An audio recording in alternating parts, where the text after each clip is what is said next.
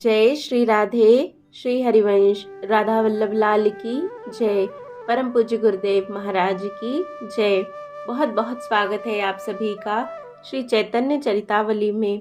हम महाप्रभु के बाल्यकाल की सुंदर लीलाओं को श्रवण कर रहे हैं और अब तो महाप्रभु कुछ बड़े भी हो चुके हैं। 15-16 वर्ष की आयु उनकी हो गई है और आज इतना अद्भुत प्रसंग हम श्रवण करेंगे, महाप्रभु का विवाह। जय हो। लेकिन इसे शुरू करने से पहले एक बार महाप्रभु के प्राणों से प्यारे हरि नाम को गा लेते हैं। मेरे साथ आप भी गाइए। हरे कृष्ण कृष्ण कृष्ण हरे हरे, हरे राम राम राम हरे हरे। जय श्री राधे। श्री हरिवंश। तो चलिए अध्याय को शुरू करते हैं। विवाह।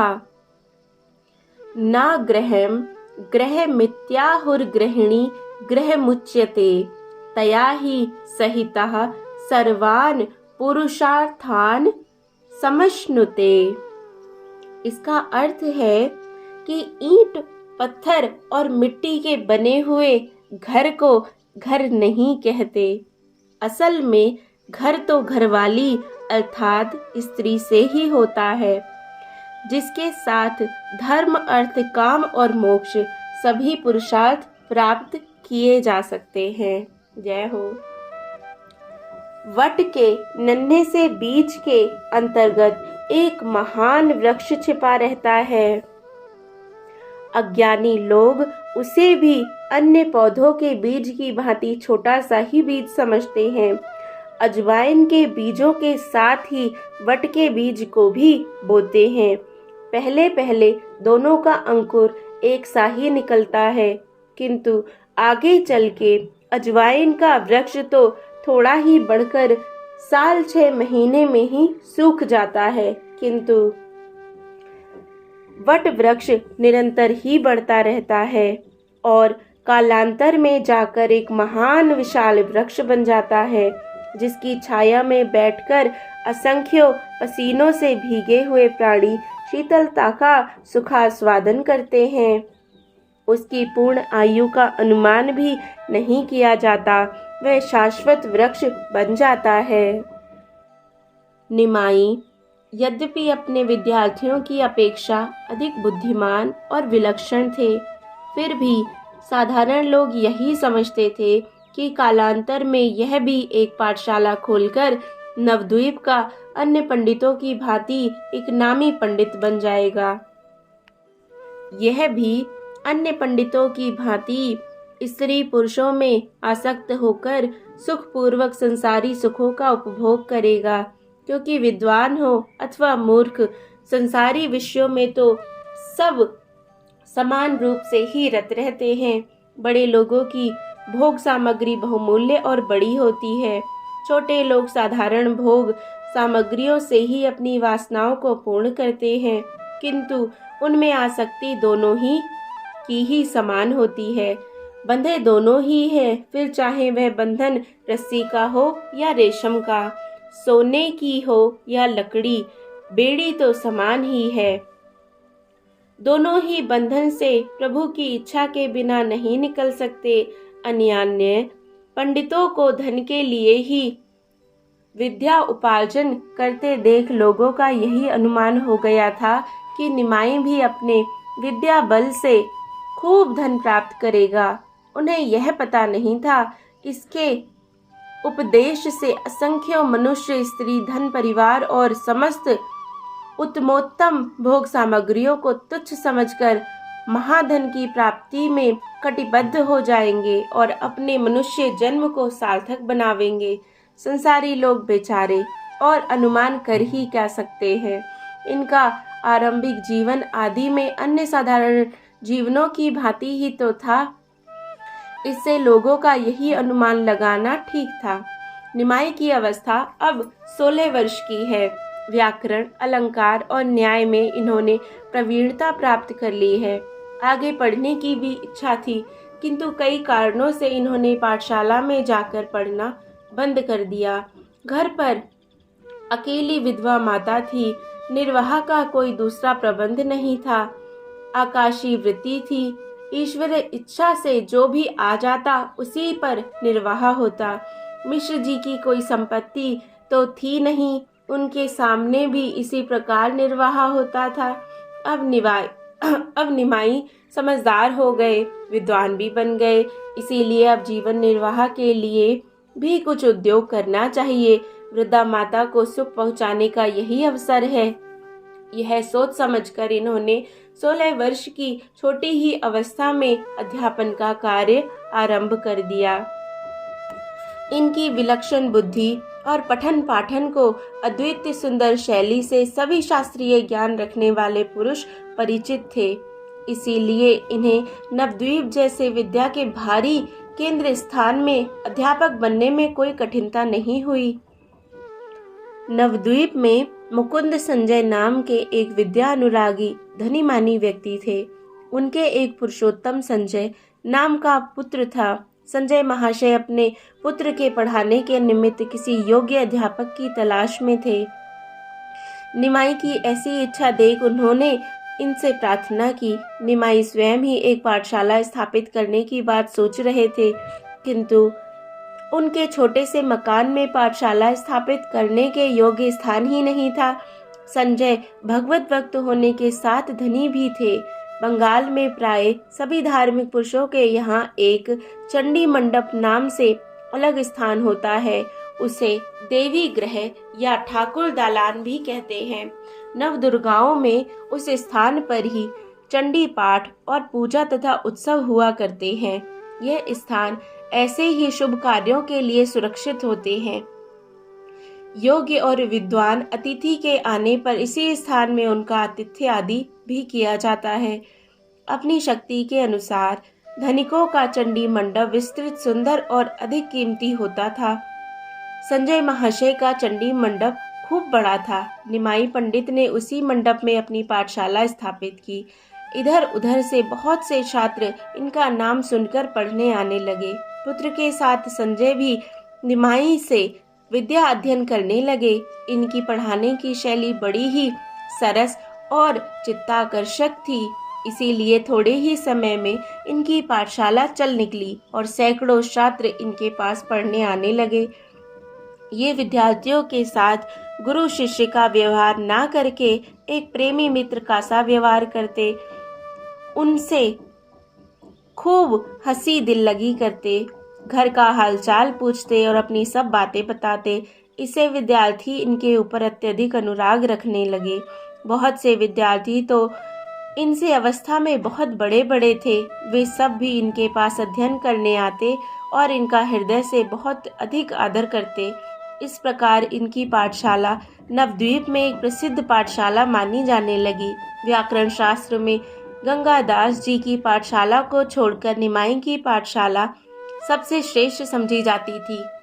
निमाई विद्यार्थियों के साथ परिश्रम भी खूब करते थे। एक दिन निमाई पंडित पाठशाला से पढ़कर अपने घर जा रहे थे।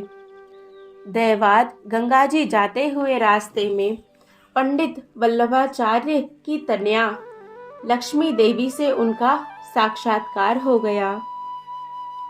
वल्लभाचार्य निमाई के सजातीय ब्राह्मण थे। इन्होंने लक्ष्मी देवी को पहले भी कई बार देखा था, किंतु आज के दर्शन में विशेषता थी।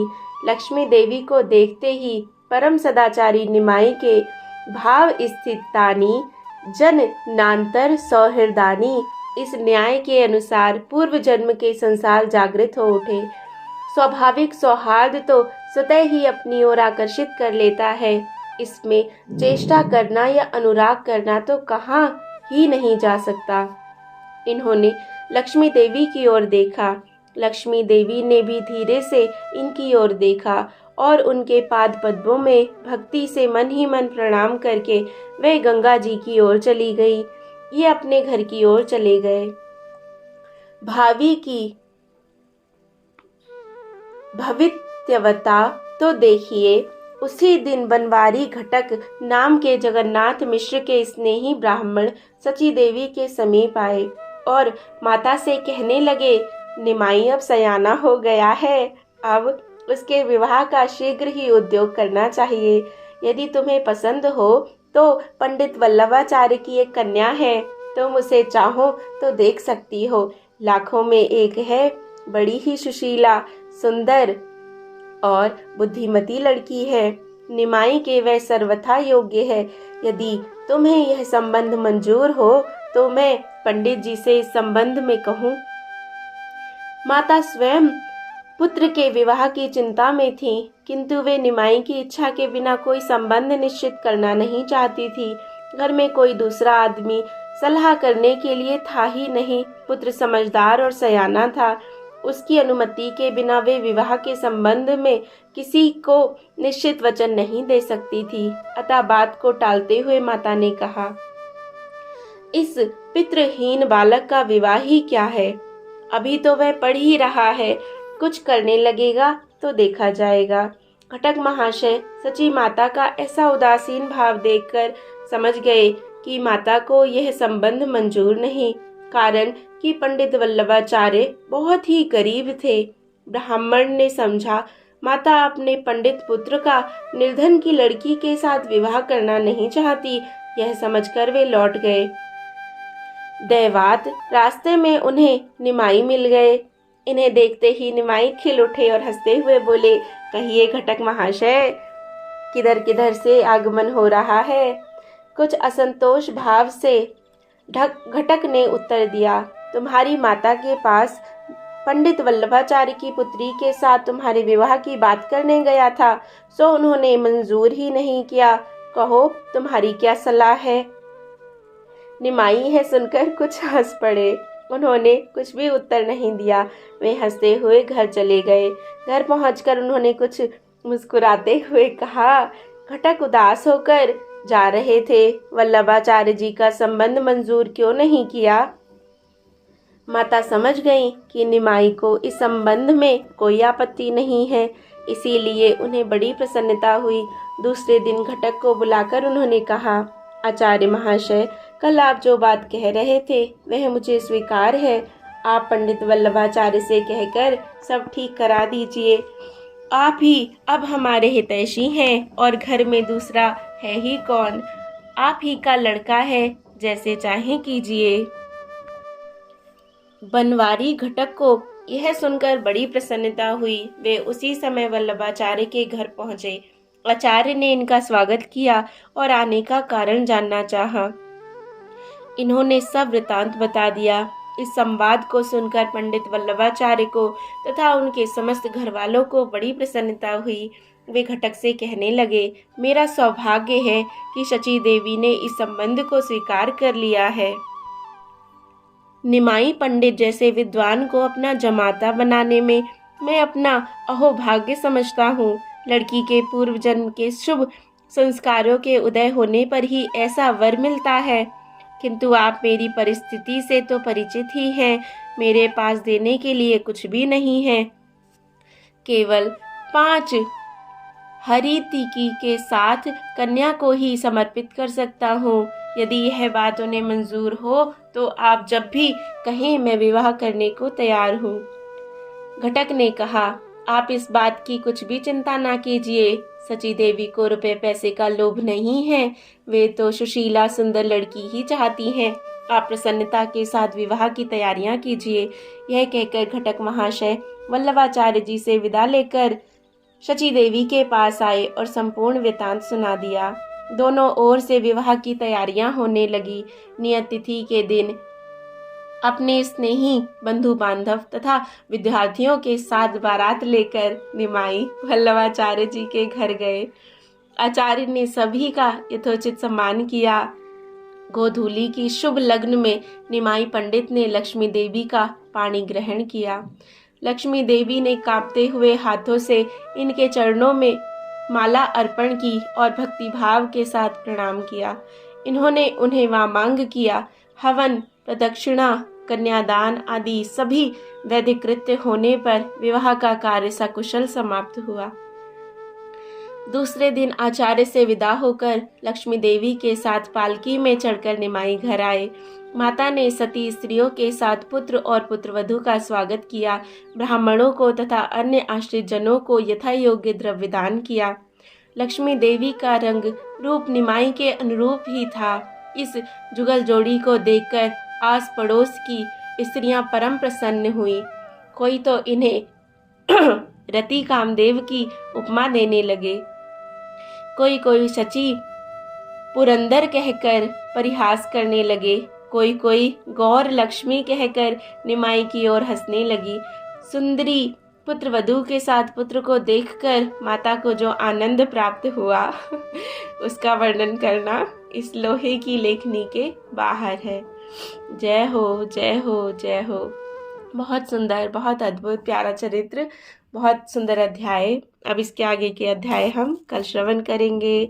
जय जय श्री राधे। अगर आपने चैनल को सब्सक्राइब ना किया हो तो ज़रूर करें। श्री चैतन्य चरितावली की जय। श्री चैतन्य महाप्रभु की जय हो। जय जय श्री राधे। श्री हरिवंश।